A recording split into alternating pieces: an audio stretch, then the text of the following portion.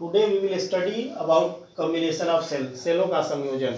हम सेल को जो है किस प्रकार से एक दूसरे से जोड़ करके अधिक धारा ले सकते हैं। तो फर्स्ट है सीरीज कॉम्बिनेशन। अब इस सीरीज कॉम्बिनेशन में आइडेंटिकल सेल्स को हम जोड़ करके देखेंगे और फिर डिफरेंट ईएमएफ वाले सेल्स को जो है जोड़ करके देखेंगे। तो सबसे पहले हम ये देखते हैं कि आइडेंटिकल सेल अगर सीरीज में जोड़े गए हैं तो क्या होता है।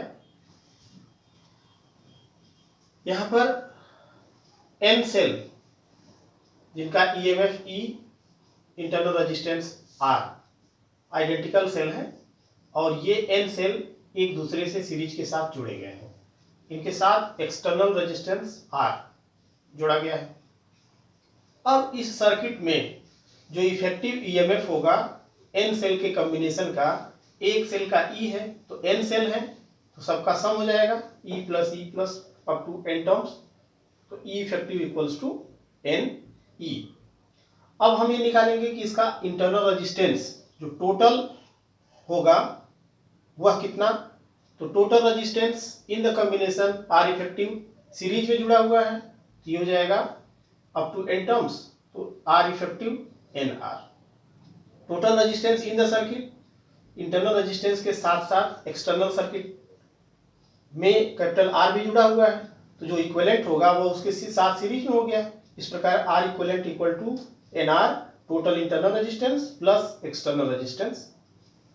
अब इस पथ सर्किट में करंट कितनी फ्लो हो रही है। तो current flowing in the circuit I equals to E effective पूरे परिपथ का अपान आर इफेक्टिव पूरे परिपथ का प्रतिरोध। तो I equals to N E upon N R plus R. अब इस पर जो है कुछ स्पेशल केसेस हैं जिससे कि हम ये देखेंगे कि जब इंटरनल रेजिस्टेंस अधिक होगा तब क्या होगा और एक्सटर्नल रेजिस्टेंस अधिक होगा तब क्या होगा। तो पहला केस है कैपिटल आर जो एक्सटर्नल रेजिस्टेंस है उसकी वैल्यू अगर एन आर से बहुत अधिक है तो आर प्लस एन आर को हम इक्वलेंट टू आर ले सकते हैं। तो इस केस में I equals to N E upon R, अर्थात ई बाई आर एक सेल से करंट मिल रही है तो जो टोटल करंट मिलेगी वह एन सेल से मल्टीप्लाई हो जाएगा अर्थात एन टाइम्स हो जाएगा। If R capital R is much smaller than N R, इसकी वैल्यू जो है अगर बहुत ही कम है उस केस में क्या होगा कि R plus N R equivalent to N R, तो I equals to N E upon N R, N cancel हो गया, I equals to E by R. तो maximum current will be E by R, that is from one cell, एक cell से जितनी धारा मिल रही है उतनी ही मिलेगी। तो इस केस में हम ये कह सकते हैं कि अगर सेल का एक्सटर्नल रेजिस्टेंस अगर इंटरनल से कम है तो उस केस में सेल को सीरीज में कंबाइन करने से कोई फायदा नहीं।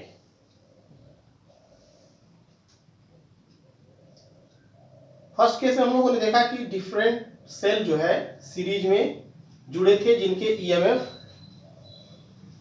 एक थे, लेकिन यहां पर ईएमएफ और उनके इंटरनल रेजिस्टेंस अलग अलग हैं। तो इस केस में क्या होगा, देखिए cell E1 internal resistance R1, E2 resistance R2।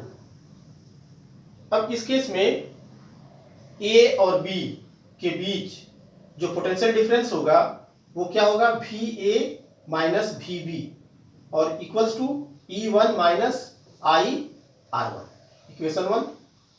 इसी प्रकार BC के बीच में तो VBC equal to VB minus BC that is E2 minus IR2। अब हमें चाहिए VAC, A और C के बीच में अगर इसका इक्वलेंट E हो जाए और रेजिस्टेंस इंटरनल रेजिस्टेंस का इक्वलेंट R इक्वलेंट हो जाए तो ये सर्किट कुछ हम ऐसे दिखाएंगे A to C। अब VAC equal to VA minus BC, अब इस इक्वेशन 1 2 से आप देखिए VA minus BB plus VB minus BC minus BB plus BB cancel और VA माइनस BC। अब इससे वैल्यू आपको मिल जाएगी VA minus BB E1 minus IR1 plus E2 minus IR2। तो VAC equal to E1 plus E2 minus I R1 plus R2। अगर आप इसको कंपेयर कर दें, VAC equals to E equivalent minus I R equivalent, तो आप देखें कि E equivalent equals to E1 plus E2, R equivalent equals to R1 plus R2।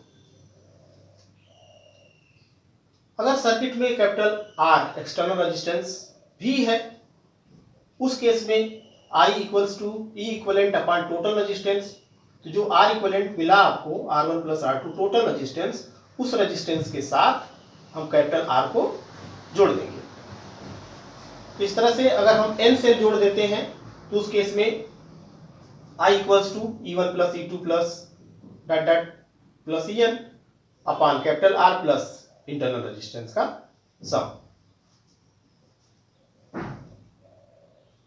अब इस पे आपको एक मैं इंपॉर्टेंट नोट बताता हूं। ज्यादातर हम लोग यही पढ़ते हैं कि सेल पोलैरिटी जो है सीरीज कॉम्बिनेशन में जुड़ी हुई है, तो रिवर्स कनेक्शन का नहीं पढ़ते हैं। तो इसको आपको मैं आज समझाने का प्रयत्न करता हूं। If polarity of M cell out of N cell, total N cell है और उसमें से M सेल जो है उनकी पोलैरिटी अपोजिट कनेक्ट की गई है, तो पूरे सर्किट में जो सेल का EMF टोटल होगा E effective N-2M into E होगा। N टोटल सेल और M सेल जो है रिवर्स पोलैरिटी में जोड़े गए हैं, तो N-2M into E। The net resistance of the circuit remains the same. Resistance, internal resistance cell का वह सर्किट में सेम होगा। अब आप ये कहेंगे कि E इक्वल्स टू N-2M क्यों? अब एक एग्जांपल से आप इसे देखें। सपोज कर लेते हैं कि 12 सेल है, सबका EMF 1.5 वोल्ट है। अगर इसे सीरीज में जोड़ा गया है तो टोटल हो गया equivalent 12 into 1.5 that is 18 volt. लेकिन अगर इसमें से 3 सेल की पोलैरिटी रिवर्स कर दी गई तो क्या होगा? 12 माइनस 2 इंटू 3, 2 3 या 6 और इस तरह से 1.5, तो ये आपको मिला 9 वोल्ट। 2 माइनस 3, 2 इंटू 3 क्यों किया गया?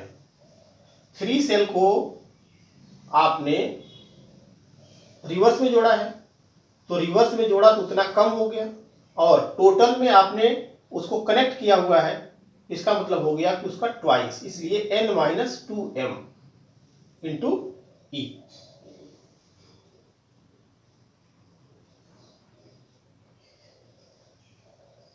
आइडेंटिकल सेल्स इन पैरेलल, समान EMF वाले सेल के समांतर क्रम संयोजन। अब आप इस सर्किट में देख रहे होंगे कि ER आइडेंटिकल सेल, ये M सेल ऐसे जोड़े गए हैं।